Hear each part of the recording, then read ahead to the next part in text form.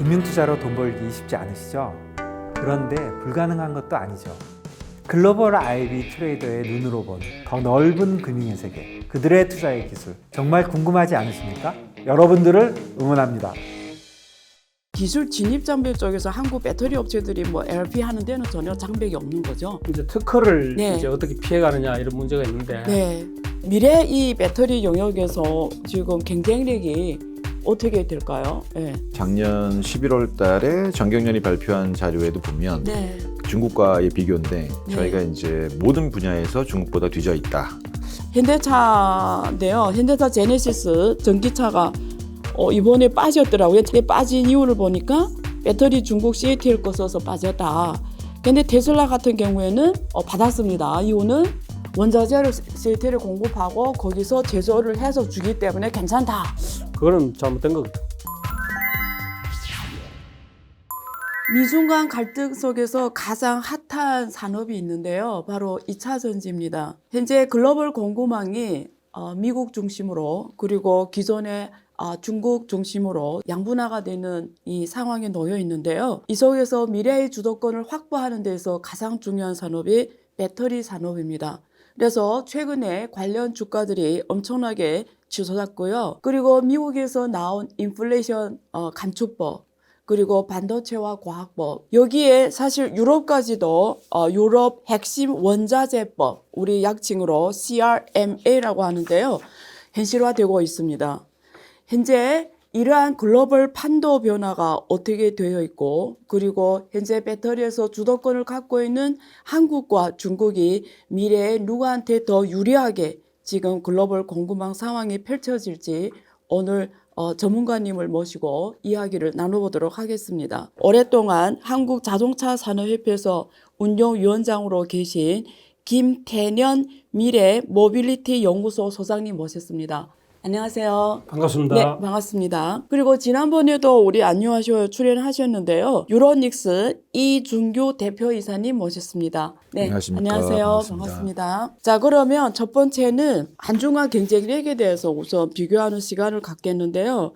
제가 알기로는 이 배터리 2차 전지 쪽에서는 중국과 한국이 노선이 다른 걸로 알고 있습니다. 중국은 우리 리튬 인사철이라고 해서 LFP 이쪽 노선으로 가고 있고, 한국은 좀 고성능의 배터리를 만드는 지금 삼원계 NCM이라고 하잖아요. 이 두 가지 노선이 좀 다른 것 같은데 김태년 소장님께서 먼저 이 두 노선의 장단점 한번 비교해서 말씀해 주시면 감사하겠습니다. 교수님께서 중국 업체들은 LFP 쪽으로 네. 또 한국은 NCM 네. 3원계로 간다고 말씀하셨는데 예. 꼭 그런 건 아니고요. 예. 중국도 NCM 배터리를 생산합니다. 네. 그런데 다만 이제 LFP라고 리튬 네. 인산철 배터리인데 네. 그 NCM과 마찬가지로 리튬 이온 배터리입니다. 네. 같은 계열인데 네. 네.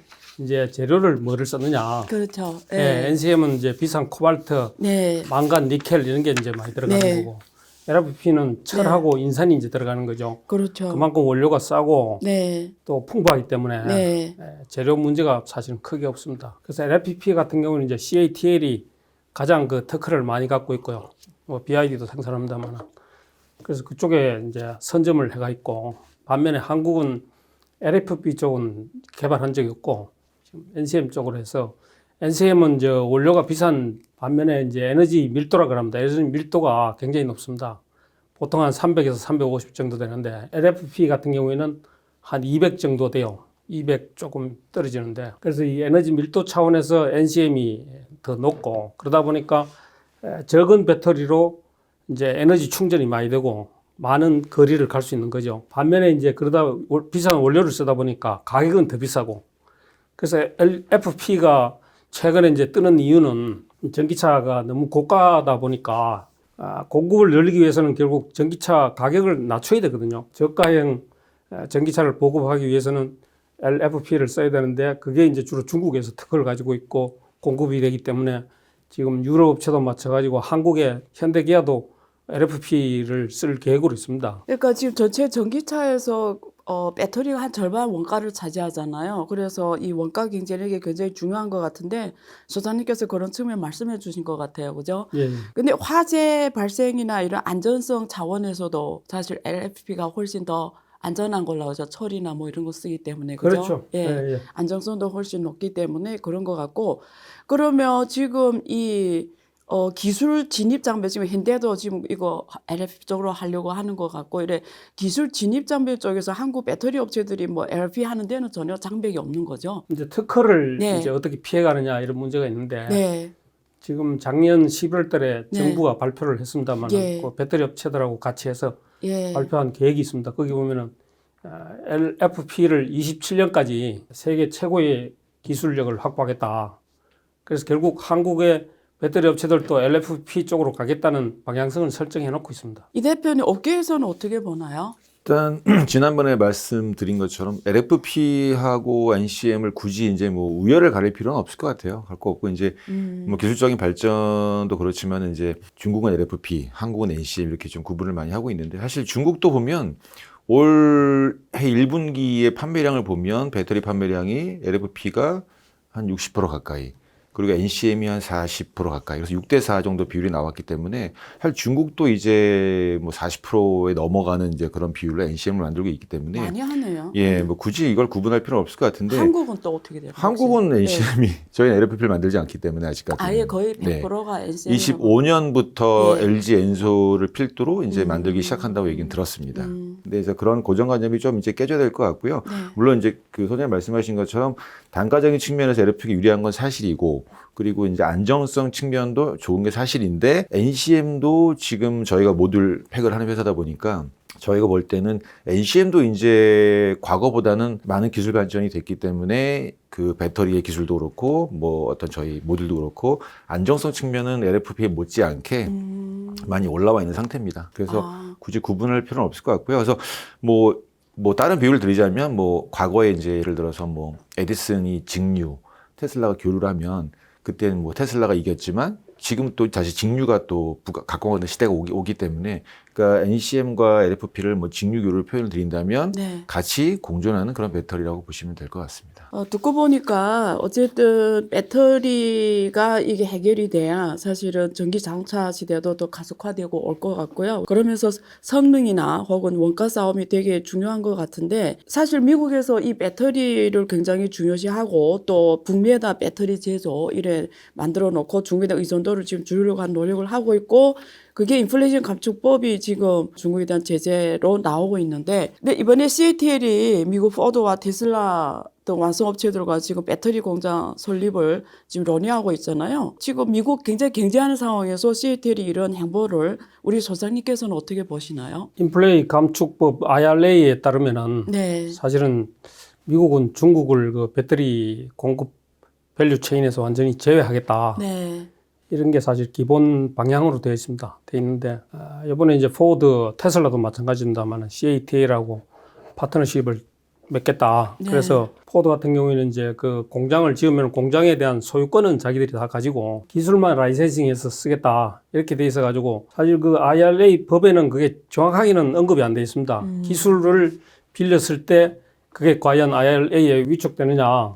이런 문제에 있어 갖고는 명확하지는 않는데, 그 조항에 보면은 이제 부가가치율을 50% 이상 될 경우에는 배터리 원료에 대해서도 인정을 해주는 걸로 돼 있고, 배터리는 일단 완제품은 북미나 미국에서 생산을 해야 되는 거고요. 원료 공급을 CATL하고 파트너십을 체결했을 때 어디서 갖고 올 거냐, 그게 사실은 문제입니다. 그래서 좀 고민이 들어가야 될 부분인데, 만약에 미국산 원료를 완전히 배제하게 되면은 아마 그 CATL 기술만 빌리고 원재료는 아마 이제 다른 3국에서 FTA 체결국이나 뭐 조달을 해야 될 거고, 그래서 그런데 상당히 어려움이 있지만은 미국 내에서도 사실 그 CATL이 미국 내에 투자를 하는 것에 대해서 반대 여론도 있습니다. 최근에 보시면은 이제 하원의 세출위원장이 포드에 직접 사안을 보내가지고 도대체 어떻게 된 일이냐, 그 CATL이 역할이 뭐냐, 또 그럼 이렇게 했을 때 IRA에 위축되지 않느냐, 이런 뭐 사안을 질의를 했어요. 근데 미국 그 업체들로서는 LFP를 쓸 수밖에 없기 때문에, 왜냐하면 지금 NCM을 아까도 말씀드렸지만 쓰게 되면은 가격이 워낙 고가로 이제 나오기 때문에 이게 가격을 다운시키기 위해서는 그 LFP를 쓸 수밖에 없고, 그의 최고의 기술을 갖고 있는 게 CATL이거든요. CATL하고 합작할 수밖에 없습니다. 그런데 최근에 이제 테슬라가 주동이 돼가지고 지금 전기차 가격 경쟁에 본격적으로 맞아요. 돌입을 했지 않습니까? 네. 테슬라 같은 경우에는 뭐 전기차 한 대 팔면은 수익이 한 20% 정도 남아요. 순수익이. 네. 굉장히 수익이 크게 남기 때문에 가격을 최근에 보면은 뭐 연속해서 그 여러 번 다운하면서 거의 20%를 다운했는데 그래도 사실은 테슬라는 견딜 수 있지만 다른 업체들은 이제 못 견디죠. 예, 못 견디기 때문에 저가의 배터리를 쓸 수밖에 없고 그다음에 이제 고급형 럭셔리급 전기차는 NCM을 쓰더라도 보급형 일반형은 LFP를 써야 되기 때문에 CATL과 협력을 할 수밖에 없는 그런 상황입니다. 그래서 그런 상황을 감안했을 때 과연 저 미국 자동차 업체들이 중국을 완전히 배제하고 배터리 공급망을 형성할 수 있겠느냐 거기에는 상당히 퀘스천이 있습니다. 그러면 저는 궁금한 게 우리 선생님 이야기 듣다 보니까 지금 포드와의 협력은 CATL이 필요해서라기보다 오히려 포드가 필요해서 한다는 느낌을 많이 받았는데 그렇습니다. 그럼 CATL 측면에서는 이런 전략이 왜 필요할까요? 중국 업체들로서는 네. 미국 진출을 사실은 전에부터 꿈꿔왔습니다. 계획을 하고 있었는데 그 IRA 법이 나오면서 사실 진출이 중단돼 버린 거거든요. 그렇죠. 심지어 이제 멕시코나 뭐 캐나다 쪽도 진출을 할 수 없는 이런 상황이 돼가지고 간접적으로 진출할 수 있는 방안이 자기들이 직접 투자는 못하지만 간접 투자를 통해서 자신들의 기술을 빌려주고 라이선싱 그 비용을 받을 수 있는 그런 체계를 갖고 있고 만약에 이제 장기적으로 어떤 정치적인 변화라든지 미국 정책의 변화가 있으면은 그거를 파운데이션으로 해서 중국 배터리 업체들이 미국 시장을 진출할 수 있는 기회로 삼을 수 있을 것 같습니다. 이 대표님은 중국에서 오랫동안 칭화대에서 공부도 하셨고 그래서 중국 기업들에 대해 잘 아시고 계실 것 같은데 이 CATL에 대해서 좀 소개 부탁드릴게요. 뭐 그 관련된 현재 현황을 보면 올해 1분기에 중국 전기차 판매 대수가 158만 대예요. 네. 전년 대비 한 26% 정도 증가를 했는데 일단 탄산 리튬 가격이 많이 떨어졌어요. 탄산 리튬 가격이 전년 고점 대비 한 70% 가까이 떨어졌기 때문에 네. 이게 이제 원재료 값이 떨어지다 보니까 CATL 같은 배터리 회사 메이커의 이제 그 이익률이 올라간 거예요. 그렇죠. 예, 그래서 매출도 전년 대비 83% 증가했고 네. 당기 순이익도 전년 대비 거의 6배가 늘었습니다. 네. 그래서 막강한 자금력이 생기고 있기 때문에 R&D에 엄청 많은 투자를 해요. 그래서 지금 우리가 알고 있는 CATL이 LFP도 하고 있고 NCM도 하고 있지만 CATL이 뭐가 무섭냐면 경쟁력이 네. 여기는 지금 최근에 발표한 게 첫 번째는 이제 최첨단 응축형 배터리를 발표를 했어요. 이게 이제 지금 에너지 밀도가 500와트시 정도니까 네. 작년에 뭐 아시겠지만 기린 배터리라고 만들어서 255 정도 나왔는데 500이면 거의 2배거든요. 그렇죠. 이게 만약에 이제 이게 개발 중인 것도 아니라 개발을 완료했다고 발표했는데 이게 실제 사실로 완료해서 양산이 들어간다 그러면 500와트시 정도가 이게 항공기, 무인 항공기의 용도로 만들어졌다고 하긴 하는데 네. 이 정도면 좀 엄청난 기술력이거든요. 네. 그러니까 이런 기술력이 좀 놀랍고 한국에는 아직 이게 아직은 전혀 여기까지는. 그래요? 예. 네. 그래서 이런 게 정말 CATL이 가능해라는 어떤 그런 의문도 있지만 어쨌든 발표를 한 거고 두 번째는 미국이 지금 좀 중시하고 있는 게 나트륨 전지. 네. 그러니까 나트륨 전지는 말 그대로 이제 소금인데 네. 리튬은 비싸잖아요. 네. 구하기도 어렵고 네. 나트륨은 사실 많이 널려 있죠. 그렇죠. 그래서 중국이 미리 좀 준비를 오랫동안 시작한 것 같은데 나트륨 전지를 지금 만들고 있다. 가장 앞서 있고 CATL이 예. 네. 그래서 미국 그 뉴욕타임즈에서 얼마 전에 만약 중국이 전 세계 배터리 시장을 석권한다면 이 나트륨 배터리가 될 것이다라는 발표를 했어요 얼마 전에. 네. 그 정도로 CATL의 기술력이 LFP만 만들어서 저가만 하는 게 아니라 이제는 전고체까지는 모르겠지만 이런 기술력이 좋은 차세대 첨단 배터리를 손을 많이 대고 있습니다. 그리고 그 얼마 전에 또 발표된 건데 이제 CATL에서 배터리에 대해서 여권을 만드는 패스포드 해서 CATL이 만드는 배터리에 이제 패스포드 QR 코드를 이제 넣어서 네. 이 배터리가 어떻게 탄생됐고 어디에 있고 또 현재 뭐 기타 정보들부터 네, 뭐 이력 추적 가능하게. 예, 그래서 이런 거를 최초로 시도를 했는데 굉장히 그 좀 주도적으로 네. 잘 하고 있는 것 같아요. 그래서 네. 이 회사가 뭐 전 세계 1위인 것도 있지만 이 CATL이 앞으로 어디까지 또 성장을 할지는 좀 지켜봐야 될 것 같습니다. 그러네요. 근데 이런 좋은 말씀 해주는데 이런 데 비해서 주가는 지금 12월에 비해서 많이 떨어졌거든요. 만약에 굉장히 긍정적이면 뭐 한번 생각해봐야 되겠네요. 소장님 어떻게 보세요? 지금 이런 말씀하신 기술 개발력, 그러니까 R&D 투자도 많이 하고 미래형 배터리에도 엄청 지금 열심히 하고 있는데 한국 배터리 3사 뭐 LG 엔솔도 좋고 삼성 SDI, SKO 이런 데서는 뭐 비슷한 어떤 초격차 경쟁력 위해서 소입하는 R&D 부분이 있을까요? 당연하죠. 뭐 예. R&D를 예. 많이 하고 있는데 차세대 배터리 쪽으로 지금 네, LG 엔솔 같은 경우에는 뭐 리튬 네. 황전지, 예, 리튬 황전지. 예. 예. 또 뭐 리튬 에어 네. 뭐 이런 게 있는데 또 장기적으로는 저 전고체 배터리 쪽도 연구를 하고 있고요. 네. 정부 계획상으로는 2027년 되면은 상용화를 하겠다고 전고체요? 하는데 예. 제가 볼 때는 2027년은 조금 어려울 것 같고 네. 한 2030년 정도 돼야 되지 않을까. 그 전고체 쪽은 사실 그 일본 도요타가 굉장히 잘하죠. 오랫동안 맞아요. 연구를 해왔고요. 예. 가장 먼저 상용화할 기업으로는 도요타라고 저는 봅니다. 네. 그래서 그 전고체 배터리가 나오면은 그러니까 아까 우리 저 대표님 뭐 500와트 했지만은 예. 뭐 800, 1000와트 이 정도로 에너지 밀도가 올라가기 때문에 네. 상당히 저 전기차 시장에서 게임 체인저가 될 거다. 아. 예. 그래서 궁극적으로는 네. 뭐 리튬 이온 이게 상당히 그 불안정한 측면이 있기 때문에 그 안정성 측면 또 가격 측면 이런 에너지 덴시티 문제 뭐 이런 거를 고려하면은 전고체 배터리 쪽으로 가야 되고 그걸 누가 먼저 개발해서 상용화하느냐 거기에 아마 그 패권이 걸려 있을 겁니다. 그러면 그 전고체 쪽에서 이게 한중일이 이제 일본이 좀 많이 오래 해왔고 경쟁력이 있다고 보셨는데 지난번에 제가 그 중국 기업 전고체 개발 기업 한국에 들어와서 개발하거든요. 이제 방문했는데 전고체에 대해서 굉장히 아주 앞으로 오랜 시간으로 보더라고요. 굉장히 어렵다고 보더라고요. 그래서 이게 아마 우리 일반인들은 이런 거에 대해서 알 수 없잖아요. 그러면 전고체에서 결국 누가 먼저 빨리 기차를 갖고 튀어나와 아까 도요타라고 말씀드렸는데 그 차이는 어디서 날까요? 재료 분야고 재료? 가장 중요한 게 이제 재료. 리튬 이온은 전해질이 액체지 않습니까? 그렇죠. 액체이기 때문에 리튬 이온이 양극에서 음극으로, 음극에서 양극으로 이동하기- 이동이 그렇죠. 쉬운데 예. 고체가 되면은 그게 사실 저 떨어지고요. 그렇죠. 지금 예. 그 국내에도 사실 전고체 시제품은 나와 있습니다. 나와 있지만 그게 상용화되는 수준은 아니고 전고체에 이제 그런 재료를 어떻게 쓰느냐, 뭐 재료가, 겔로 쓰느냐, 그 고체 전해질을 뭐를 쓸 거냐, 뭐 규소를 쓸 거냐, 이거 실리콘이죠. 실리콘을 쓸 거냐, 여러 가지 이 연구가 이루어지고 있는데 뭐 결국은 그런 여러 가지 전고체 문제점을 해결하는 기업이 해결을 가장 먼저 하고 시장에 이제 진출해서 상용화할 경우에 네. 예, 전 세계 배터리 시장을 석권할 수 있지 않을까 이렇게 생각이 됩니다. 네, 이 대표님.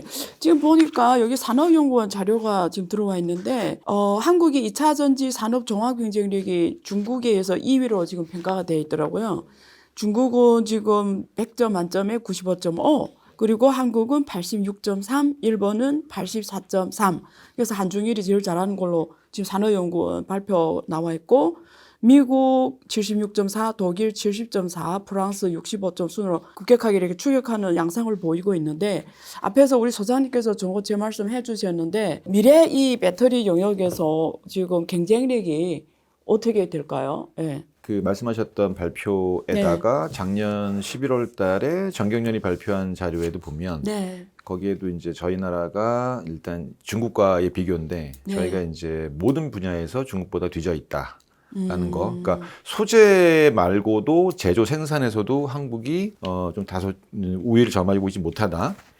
그런 상황에서 지금 보면은 이 중국 전기차 외에도 이런 배터리 어떤 시장이 이 산업 생태계가 한국이 제조도 중국보다 떨어지나 기술력이 이런 게 놀라움이 좀 있었고요. 그래서 이 중국이 사실 지금 양극재, 음극재, 전해질, 분리막, 뭐 배터리 핵심 4대 요소에서 뭐 어마어마한 경쟁력을 갖고 있는 것도 사실이고 저희가 지금 뭐 방송이나 보면은 이제 우리나라 배터리 기술력이 좋은 건 사실이지만 근데 전반적인 소재부터 모든 면에서는 아직은 중국보다 많이 뒤처져 있는 부분이 좀 있지만 그래서 우리가 이거를 한국 배터리가 K배터리 전 세계 탑이란 어떤 그런 자부심도 가질 필요는 있지만 일단 저희는 전고체도 말씀하신 것도 그렇고 리튬 황도 그렇고 우리가 중국보다 더 우위에 서기 위해서는 NCM과 LFP 외에도 앞으로 나아갈 차세대 배터리에 많은 투자를 해서 우리가 그런 기술력을 더 확보한다면 아마 이런 그 기술적인 평가, 전자제품 순위 평가에서는 중국을 이길 수 있지 않을까라는 생각을 하고 있습니다. 네, 자연스럽게 두 번째 주제에 넘어가겠는데요. 지금 전기차 보조금 이 관련 내용을 지금 보면 여기 세부 지침도 나왔고 그 다음에 실제 이번에 발표를 했잖아요. 거기서 지금 받을 수 있는 기업들의 명단이 쭉 발표가 됐는데 이번에 그 발표한 그 내용 보니까 한국 기업들이 다 빠졌고 일본도 다 빠졌고 독일도 빠졌고 미국 기업은 하나만 빠졌고 근데 사실 여기서 지금 중요한 게 현대차인데요. 현대차 제네시스 GV70 전기차가 이번에 빠졌더라고요. 작년까지 받았지 않습니까? 지금 엘리베마 공장에서 조달되는데 근데 빠진 이유를 보니까 배터리 중국 CATL 거 써서 빠졌다. 근데 테슬라 같은 경우에는 받았습니다. 이유는 원자재를 CATL에 공급하고 거기서 제조를 해서 주기 때문에 괜찮다. 이렇게 지금 두 가지 취급을 미국에서 해버렸단 말이에요. 그래서 소장님은 워낙 전문가시니까 이거 어떻게 보세요? IRA 법상에 네. 이제 원재료 부분하고 네. 이제 배터리 부품 쪽 두 가지로 그렇죠. 나눠 있지 네. 않습니까? 그래서 원재료 쪽은 금년에 이제 40%고요. 네. 매년 이제 10%씩 올라가지고 맥시멈 2027년에 그 80%까지 그렇죠. 예, 네. 조달을 해야 되고 부품은 이제 원래 50%에서 2029년에 100%까지 이제 네. 이렇게 해야 된다.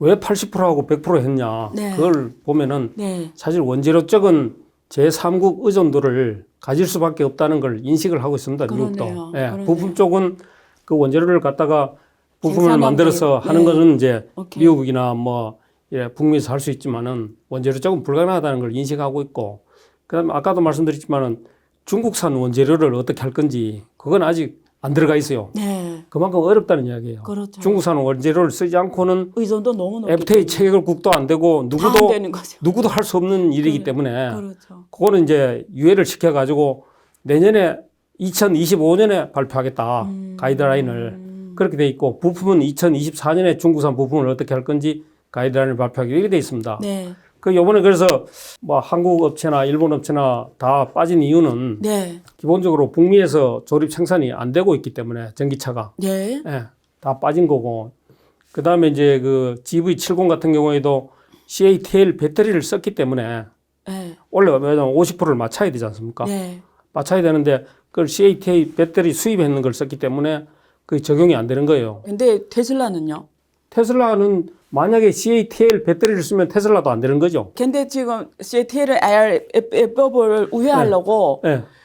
자기네 그 안에 들어가는 원자재를 다 공급한 거예요. 그러니까 주문한 거죠. OEM 형태로 자기네 원자재를 다 공급하고 테슬라에서 조립만 조립만 CATL에서 CATL을 했다라는 거예요. 그래서 괜찮다. 이렇게 지금 해석을 내놨다고 합니다. 그거는 잘못된 것 같아요. 그 맞죠. 결과적으로 이중잣대를 들이대면서 지금 이게 동맹국 이런 데서 사실 불만이 나올 만한 내용이거든요. 그래서 이번에 윤 대통령이 미국 방문하시잖아요. 국빈 방문. 그래서 이런 문제가 의제에 들어갔는지 모르겠지만 저는 이런 거는 확실히 짚고 넘어가야 된다고 봅니다. 만약에 테슬라한테 보조금 주면 이 현대차 제네시스도 현지에서 생산하기 때문에 사실 GV70 전기차에서 줘야 된다. 예를 들면 이런 어떤 당당하게 요구할 수 있는 뭐 그런 게 다 알아서 하시겠지만 좀 그랬으면 좋겠고요. 우리 이 대표님이 업계에 계시잖아요. 어떻게 보세요? 네. 지금 배터리 쪽으로 네. 지금 우리나라에서 이번에 그 IRA 보조금 대상 전기차가 22종인데 네. 그중에 이제 국내 K배터리가 17개가 들어가 있습니다. 네.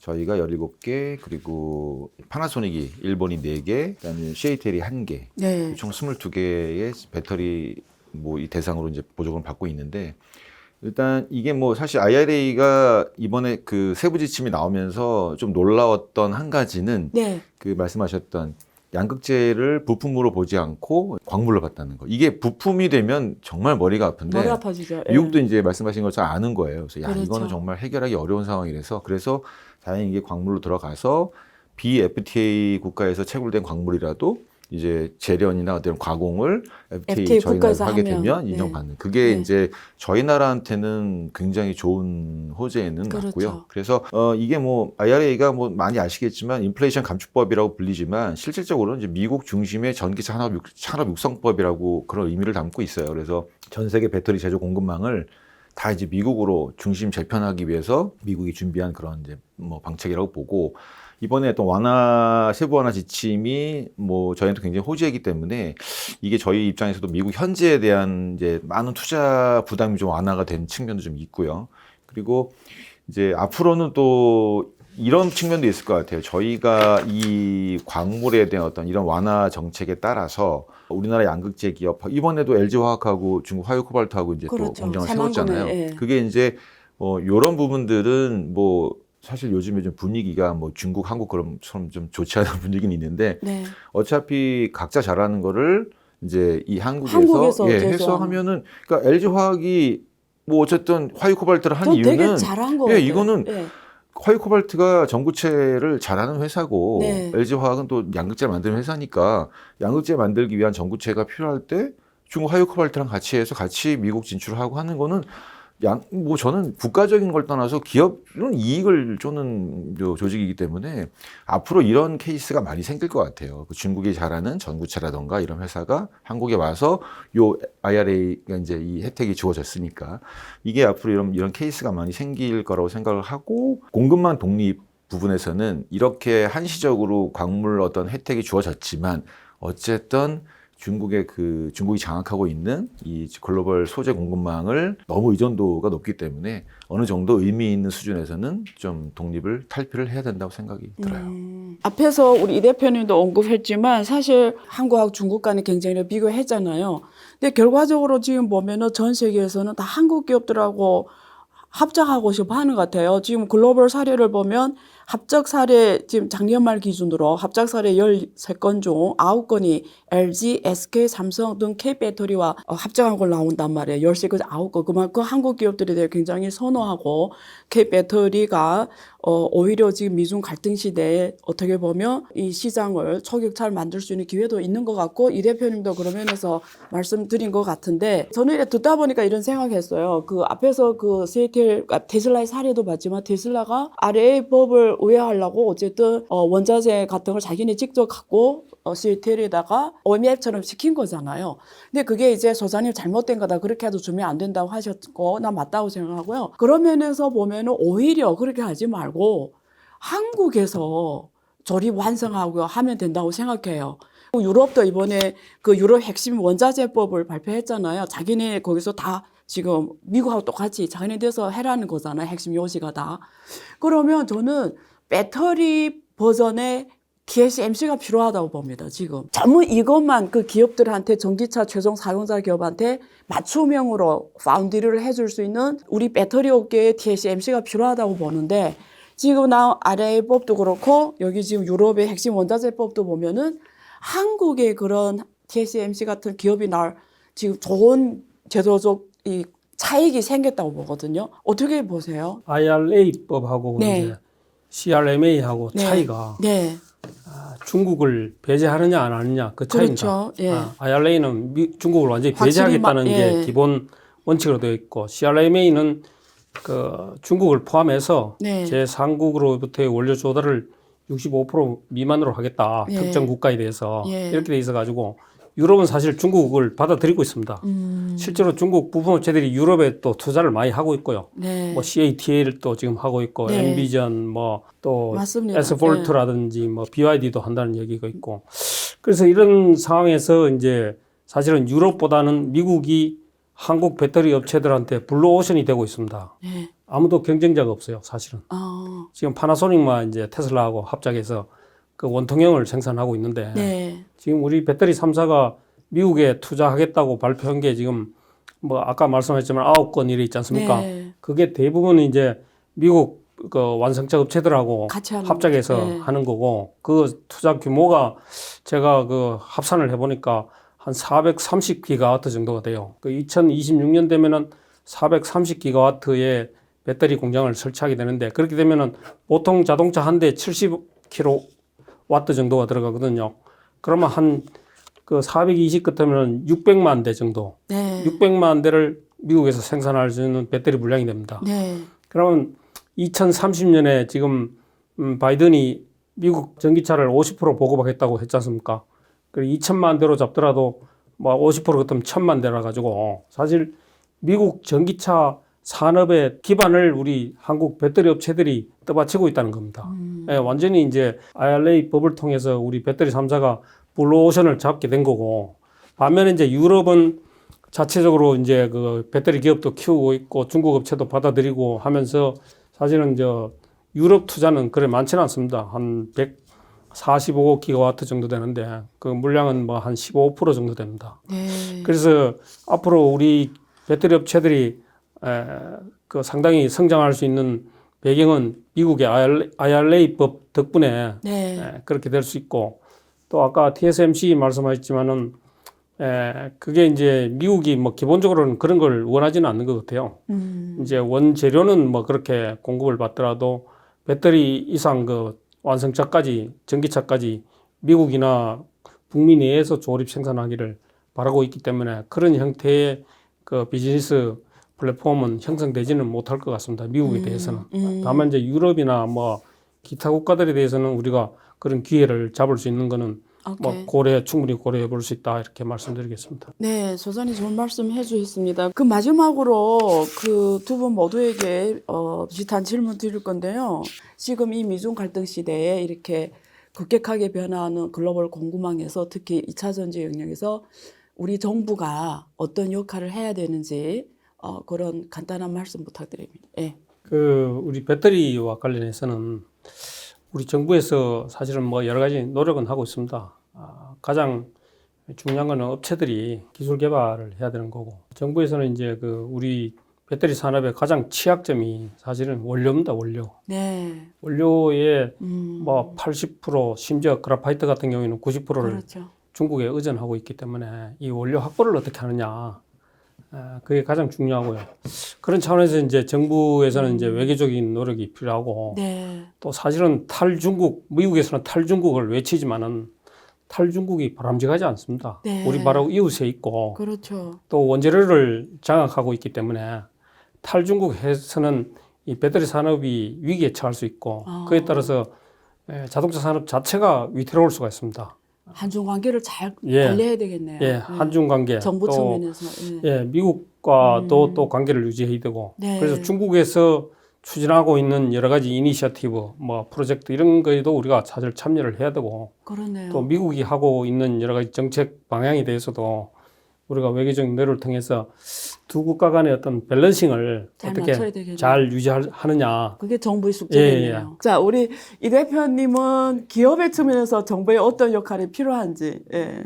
예, 일단 그 보면 뭐 이런 중소 벤처 기업들한테 어떤 정책적인 지원이나 자금 지원이 좀 충분히 돌아가야 되는 측면이 있는데, 사실 보면 아직도 대기업하고 중견 기업 쪽에 혜택이 많이 돌아가는 좀 게 있습니다. 그래서 네.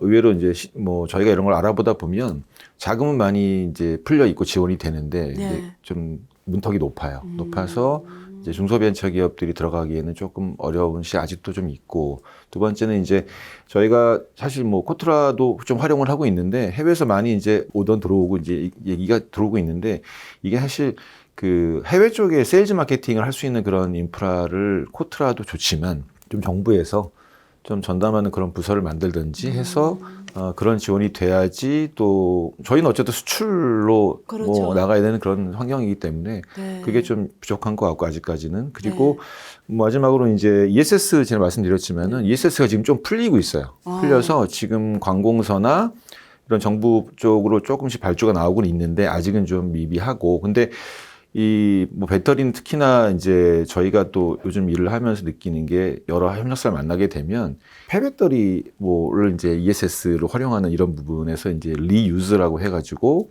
이제 뭐 사고가 났을 때 아직 1년이 채 안 된 배터리인데 이제 어떤 사고 때문에 배터리를 수거해서, 그러면 이제 아직 잔존 가치가 90% 이상 된 배터리도 많아요. 이거는 이제 폐배터리 재활용이 아니고 리유즈라고 하는데, 그러니까 업계를 만나 보면 이제 리유즈, 그다음 뭐 이걸 리유즈가 재사용. 예, 네. 이게 또 리유즈해서 다시 이제 좋은 배터리가 다시 탄생을 하면 이게 이제 사이클로 5년 뭐 7년 타다가 그때 이제 안정가치 떨어지면 그때 이제 폐배터리로 가서 이제 소재 추출하는 그런 구조인데 이 등급을 되게 원하더라고요. 네. 그러니까 이제 뭐 이 리유즈도 A, B, C, D 나눠서 뭐 잔존가치 뭐 90몇 % 이상은 뭐 A 이렇게 해서 등급을 그러니까 요런 거는 그 ESS 시장을 보더라도 정부에서 요런 뭐 폐배터리라든가 리유즈 배터리에 대한 등급화부터 그리고 이제 이게 뭐 해외로 나가기 아직 어려운 상황인데 ESS 같은 경우에는 국내에서 먼저 좀 ESS를 좀 확대시켜서 경쟁력도 갖춰야 되니까 그래서 그렇게 어떤 ESS 관련한 그런 정책 지원이나 어떤 그런 뭐 시장 활성화 방안이 좀 필요하다고 생각이 듭니다. 그 앞으로 우리가 미래 산업에 있어서 배터리가 핵심이 되면서 에너지 저장 장치 또한 수요가 급격하게 늘어나고 있습니다. 그래서 제가 알기로는 ESS 여쭤용이어서 한국 정부의 이 제도가 굉장히 미흡한 걸로 알고 있기 때문에 이 대표님 말씀 기업들이 소리라고 생각하고요. 많은 노력을 기대합니다. 오늘은 그 미중 갈등 시대 가장 지금 선두에 있는 가장 중요한 산업 배터리 2차 전지 산업에 대해서 한국과 중국의 경쟁력 그리고 IRA 복귀를 통해서 중국의 전방면으로 제재하고 있는 미국의 이런 흐름에 공급망 편입 흐름에 우리 기업과 정부들이 어떻게 해야 되는지 이런 내용을 나누어 봤습니다. 어쨌든 시대는 변하고 있고요. 미래에서 어떤 나라든 초격차를 만들어 가야 가장 자기를 보호할 수 있고 또 안전해지는 것 같습니다. 그러면서 우리 기업들과 우리 정부 그리고 우리 개개인이 모두 함께 노력이 필요한 시대인 것 같습니다. 감사합니다. 네, 수고했습니다. 수고하셨습니다. 네. 금융투자로 돈 벌기 쉽지 않으시죠? 그런데 불가능한 것도 아니죠. 글로벌 IB 트레이더의 눈으로 본 더 넓은 금융의 세계, 그들의 투자의 기술 정말 궁금하지 않으십니까? 여러분들을 응원합니다.